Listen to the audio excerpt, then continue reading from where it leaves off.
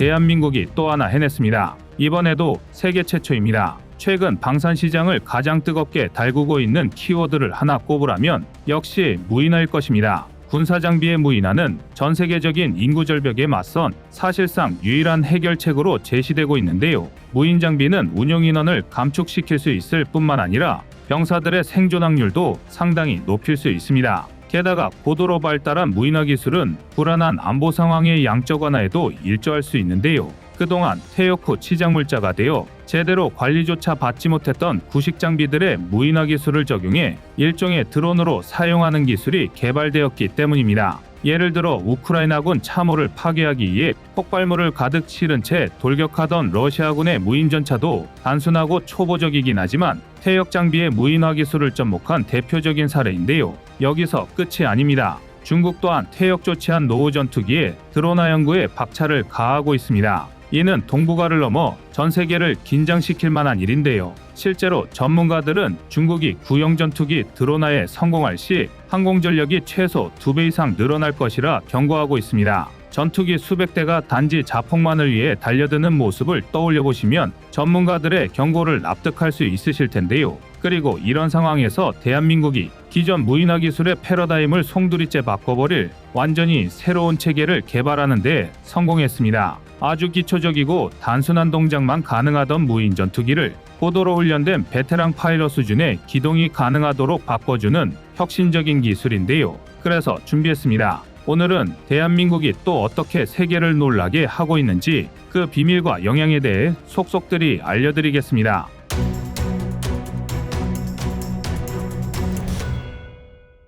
이제는 빨간 마우라를 맨 전투기 파일럿을 볼 수 없게 되는 날이 올 수도 있습니다. 세계적으로 파일럿을 인공지능으로 대체 무인화하려는 시도가 이어지고 있습니다. 영화 탑건에서조차 다가오는 미래에 파일럿의 자리는 없다라는 대사가 영화의 전반적인 내용을 관통하는 핵심 주제로 사용될 정도인데요. 인공지능은 인간이기에 어쩔 수 없는 파일럿의 한계를 아주 간단히 뛰어넘을 수 있습니다. 일례로 인간 파일럿은 아무리 고도로 훈련되었다 하더라도 부지 이상의 중력 가속도를 견디는 게 불가능합니다. 급격한 기동으로 높아진 중력 가속도로 인해 하체에 피가 쏠리게 되면 반대로 안구 안에 피가 공급되지 않고 이는 곧 시야가 좁아지는 그레이아웃과 시야를 완전히 상실하는 블랙아웃으로 이어집니다. 그리고 이 상태가 십수초만 이어져도 파일럿은 의식을 잃고 골격 및 근육 반응이 불능 상태가 되는 지락 상태에 빠져버립니다. 미 공군의 분석에 따르면 미국 내에서만 한 해 평균 한두 번의 추락 사고가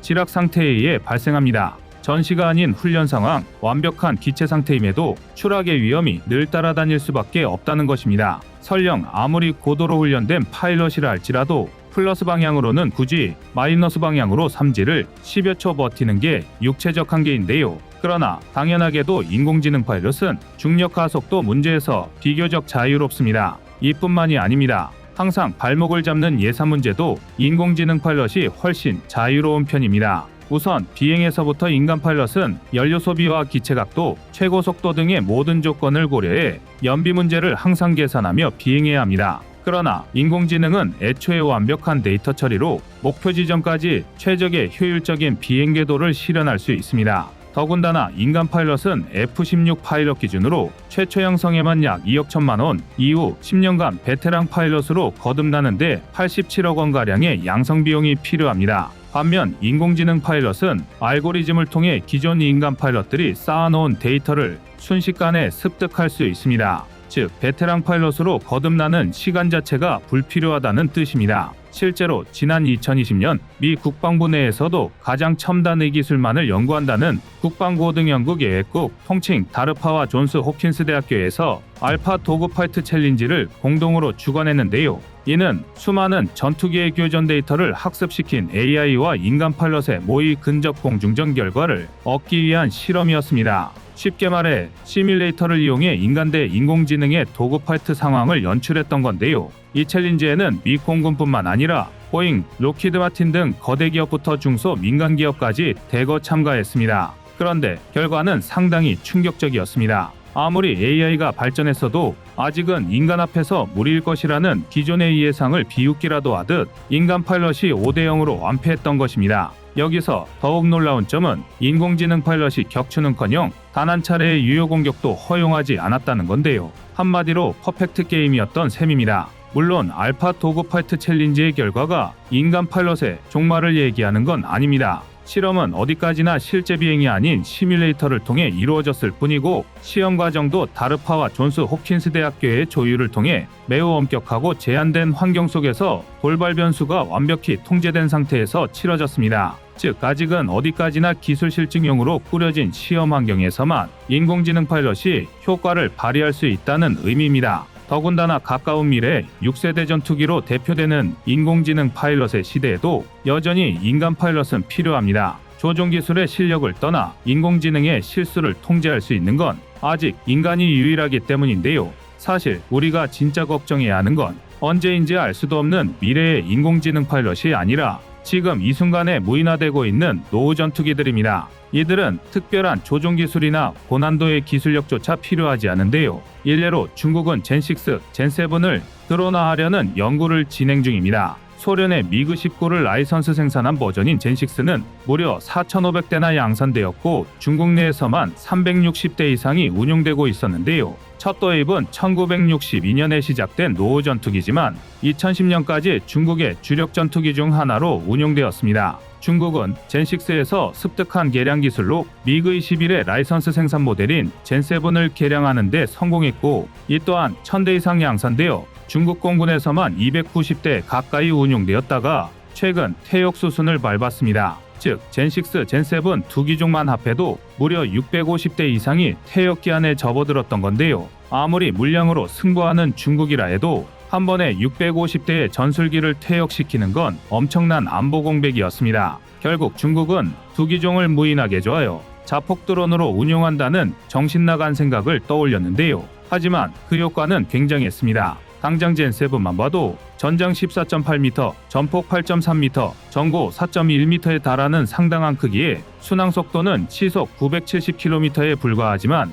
순간 최고 속도는 마하에 육박합니다. 게다가 최고 상승 고도는 17,500m, 항속거리는 2,200km에 달하는데요. 아마 이렇게만 말씀드리면 이게 왜 위험한 건지 감이 잘 오지 않으실 겁니다. 그러나 젠7이 페이퍼 스펙 그대로 자폭 드론으로 개조되었다고 가정한다면 그 순간 사거리만 무려 2200km의 순간 최고 속도는 마하 2에 육박하는 초음속 공대지 미사일이 되었다는 것과 같은 말이 됩니다. 어차피 파일럿이 탑승하는 것도 아니고 노후 전투기라 시장 물자 이상의 의미도 없으니 복귀를 염두에 둘 필요도 없는데요. 그렇다 보니 애초에 공중전을 염두에 둔 복잡한 기동도 필요 없고 수십 수백 대를 동시에 출격해 운 좋게 한두 대만 목표를 타격하기만 해도 남는 장사입니다. 더군다나 젠7은 타입 31, 30mm 기관포 두 문과 함께 각각 최대 500kg의 무장을 탑재할 수 있는 하드포인트 5개, 12연장 55mm 로켓포 포드, 7연장 90mm 로켓포 포드를 탑재하고 있습니다.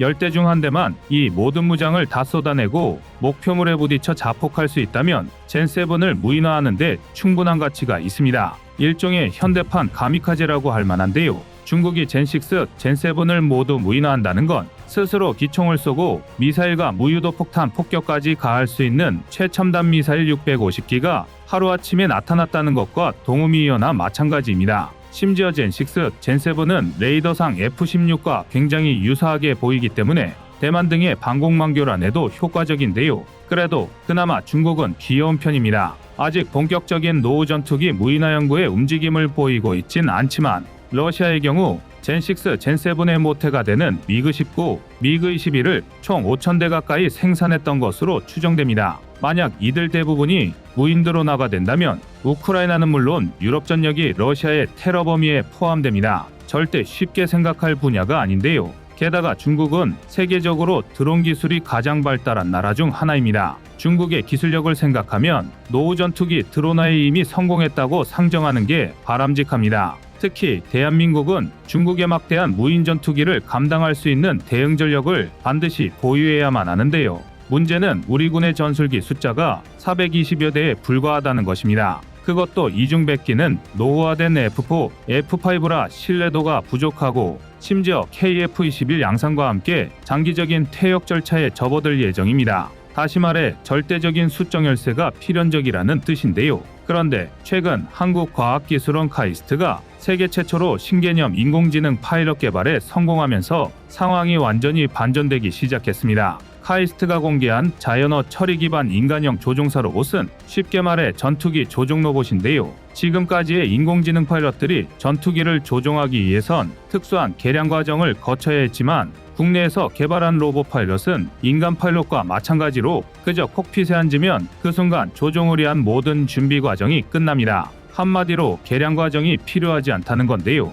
또한 인간 파일럿이었다면 불가능할 전 세계 항공 차트를 전부 메모리할 수 있기 때문에 환경에 영향을 받지 않는 초정밀 비행이 가능합니다. 여기에 더해 알고리즘 기술을 활용해 조작 매뉴얼과 비상대처 절차를 학습할 수 있어 항공기의 비행 상태를 기반으로 능동적인 조종과 돌발 상황 대응까지 가능합니다. 심지어 그 속도는 인간 조종사보다 빠를 정도인데요. 정리하자면 앞서 말씀드렸던 알파 도그파이트에 등장한 인공지능보다 한 차원 높은 수준의 비행이 가능한 것입니다. 실제로 로봇 파일럿은 현재 비행 조종 시뮬레이터를 통해 항공기의 택싱, 이착륙, 순항, 주차 등 모든 조작을 수행할 수 있음이 입증되었는데요. 이를 이용하면 노후화된 F4, F5를 퇴역 없이 운용하는 것도 가능해집니다. 우선 파일럿 인명 피해에 대한 부담이 없고 돌발 상황에서도 안전 매뉴얼 대응이 가능하니 노후 전투기여도 자유로운 운용이 가능해지는 것입니다. 이뿐만이 아닙니다. 심지어 로봇 파일럿의 개발 완료 시점을 2026년으로 보고 있는 만큼 양산에 돌입한 KF-21의 추가 도입을 고려해 볼 수도 있습니다. 우리 공군의 영원한 목표인 전술기 700대 보유가 현실이 될 가능성이 생긴 건데요. 오직 세계 최고 수준의 로봇공학 기술력을 보유한 대한민국이기에 가능한 혁신적 진화입니다. 이상 꺼리튜브였습니다.